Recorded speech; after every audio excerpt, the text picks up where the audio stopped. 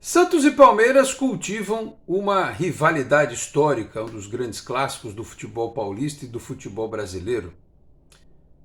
Na era em que o Santos dominou o futebol mundial com Pelé e companhia, o Palmeiras era um dos poucos times no Brasil que ainda conseguia dar trabalho para o Santos. Teve o Bahia, teve o Botafogo, teve o Cruzeiro e teve o Palmeiras.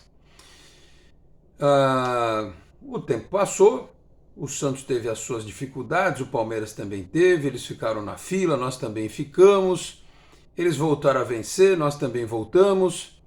E na nossa segunda maior geração histórica, a que teve o Neymar em campo, o Santos foi dominante, e no resquício, digamos assim, daquela geração do Neymar, Neymar já tinha saído, mas ele deixou algumas sementes plantadas até no aspecto de marketing financeiro e tal. O Santos estava num momento diferente.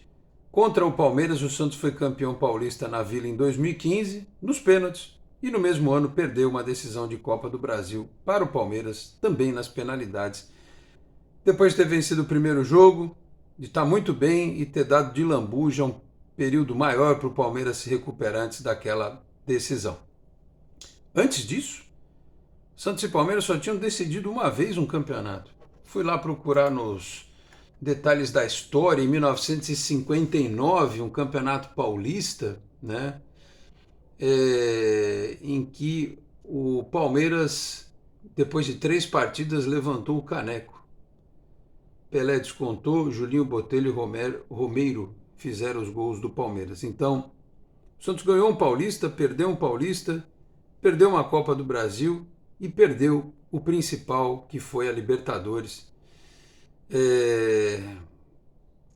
Na época em que a pandemia estava no auge, infelizmente, né? Num jogo com alguns convidados no Maracanã, tinha tudo para ser um confronto histórico pela presença da torcida, foi histórico para o Palmeiras, para o Santos nem tanto. Um jogo que foi marcado pela covardia dos treinadores naquela oportunidade, que teve um gol que saiu meio que na base do Bumba Meu Boi. Podia ter ido para os pênaltis, não foi, enfim. A história está aí para ser relembrada. E em 2024, novamente Santos e Palmeiras vão decidir um campeonato, o Paulista, mais uma vez, né? O Palmeiras, que é campeão brasileiro, que tem uma Libertadores para disputar, inclusive, entre os 2 jogos da final, contra o São Lourenço, né? E que ganhou Libertadores recentemente, outra Libertadores até.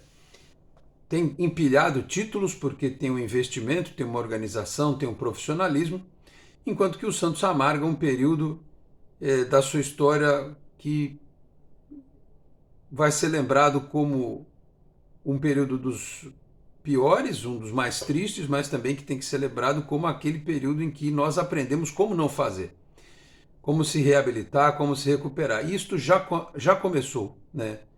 O Santos mostrou em jogos no Morumbis e na Neoquímica Arena a força da sua torcida. Pena que isto trouxe um incômodo para os nossos co-irmãos de São Paulo, né? Tá certo que a torcida do Santos fez um papel muito feio ao vandalizar o estádio do Corinthians, e aquela renda de 770 mil reais vai diminuir para 660, porque 110 mil a gente vai pagar por conta do vandalismo promovido no estádio do Corinthians, né? Mas independentemente disso, o que incomodou, porque se quebra paga, tá tudo ok, né? Não que eu ache que isso é algo normal, mas é que ficaram incomodados. Primeiro o São Paulo, com o Santos ter batido o recorde do Morumbis na temporada, e o Santos foi lá e fez a mesma coisa no estádio do Corinthians e bateria o recorde de novo se jogasse contra o Palmeiras lá, com o espaço total da torcida reservado, sem ter aquele pedação lá para visitante que ficou cheio de cadeira vazia. Ia dar mais de 45 mil, uns 46, 47 mil, o Santos ia colocar em Itaquera, e aí os corintianos iam ficar com mais raiva ainda, né? Então, diante das circunstâncias, o Santos queria, mas até emitiu uma nota que antecipou qualquer cenário de que vai jogar na Vila Belmiro contra o Palmeiras no próximo domingo às 6 da tarde. O Palmeiras, que é um time que nós enfrentamos na primeira fase, perdemos num jogo apertado e que teve muita dificuldade para passar pelo Novo Horizontino. Ganhou daquele jeito tradicional que o Palmeiras tem, né? Bola para a área, sobe lá o Flaco Lopes, toca de cabeça, e o menino Hendrick, que é muito bom de bola mesmo, é um talento. O moleque fez um gol em Wembley, um gol no Santiago Bernabéu, voltou na semifinal do Campeonato Paulista, fez o gol da vitória dos caras contra o Novo Horizontino, muito forte fisicamente, muito bem estruturado taticamente pelo Eduardo Batista, e que se tivesse passado daria um enorme trabalho para o Santos, inclusive porque não aceitaria 2 jogos em São Paulo, né? Que aliás poderia até ser no Allianz Parque. Os 2 jogos poderiam acontecer lá, mas os caras não queriam, levariam o primeiro jogo para Novo Horizonte. Como eles não passaram, passou o Palmeiras, que fez melhor campanha, o primeiro jogo neste domingo na Vila e o segundo jogo no outro fim de semana lá no Allianz Parque. Uma prova, mais uma vez, porque se os rivais ficarem com esse tipo de frescura de não alugar, nós não estamos pedindo emprestado, nós estamos pagando, né? Claro que vai ter o Pacaembu em breve, mas o Pacaembu vão caber 25, 26 mil pessoas. Tem a Arena Barueri, que também tem praticamente a mesma capacidade de público, mas aguça ainda mais a nossa discussão em torno da necessidade de ter um estádio maior, com mais conforto, mais capacidade, para que o Santos possa ganhar mais dinheiro e não ter essa preocupação de ficar atrás do aluguel do adversário. Então, estes são os detalhes, digamos assim, burocráticos da final. Existem aí os detalhes históricos que eu acabei de colocar. O Palmeiras hoje, se a gente pode talvez pensar como algo positivo para nós, é que o Santos sempre quando foi favorito teve dificuldades. O Santos seria favorito contra o Novo Horizontino, apesar de alguns acharem que não, como o Santos era favorito contra o Bragantino, apesar de alguns acharem que não, o Bragantino está bem, tem melhor time, então nunca na vida o Bragantino vai ser favorito contra o Santos, nem o Novo Horizontino.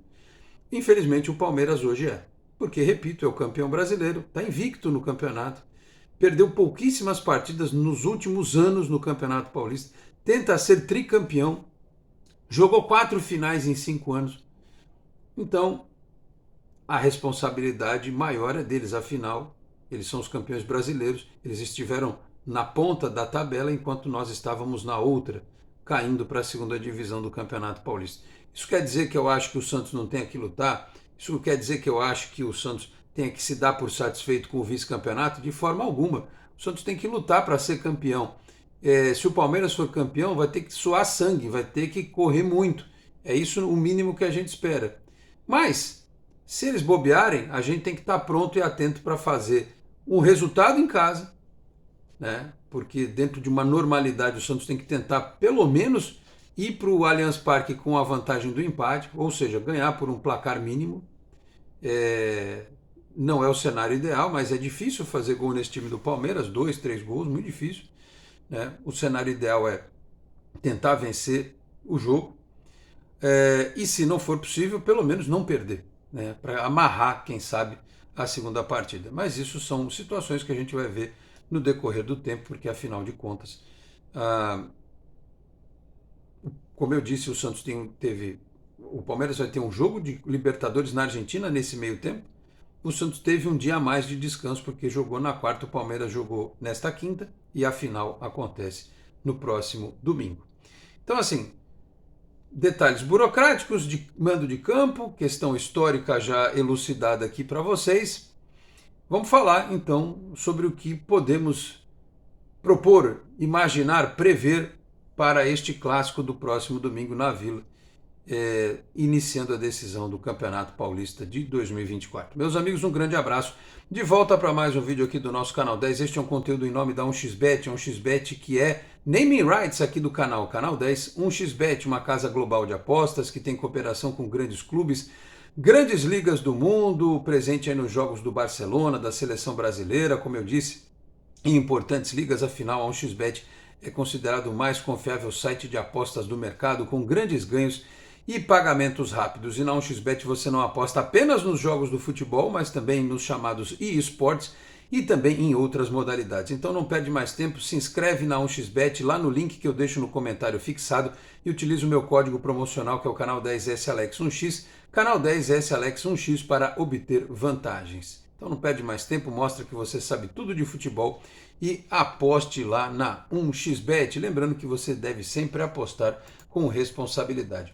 Os palpites já estão naquela linha do próximo sábado, né? Mantemos aqui os palpites para sábado, 4h30 Atlético Mineiro e Cruzeiro, Barcelona e Las Palmas às 5 da tarde, 5 da tarde também, Nova Iguaçu e Flamengo, os jogos aí para você apostar em nome da 1xBet. Eu aproveito nesse começo de vídeo e peço para você que chega agora aqui ao canal para que se inscreva, ative as notificações, deixa o like que também é importante, se quiser torne-se membro do canal, podendo também compartilhe os links dos nossos vídeos na sua rede social, no seu grupo de WhatsApp, ajude o canal 10 a continuar crescendo. Bom, só em relação ao que aconteceu nesta quinta-feira, o Santos também soltou um comunicado oficial dizendo que está para resolver a questão do transfer ban junto ao Krasnodar da Rússia. Isso não interfere em muita coisa na nossa vida neste momento, mas irá interferir na montagem do time para o Campeonato Brasileiro. E aí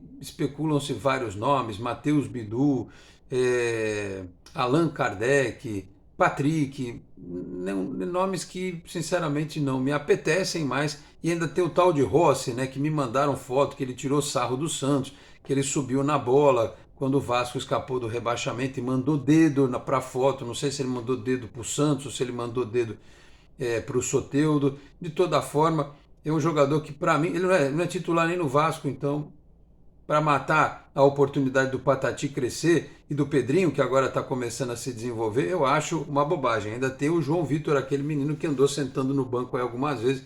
Eu sei que o Santos quer contratar um ponta, mas o Rossi, sei lá, enfim.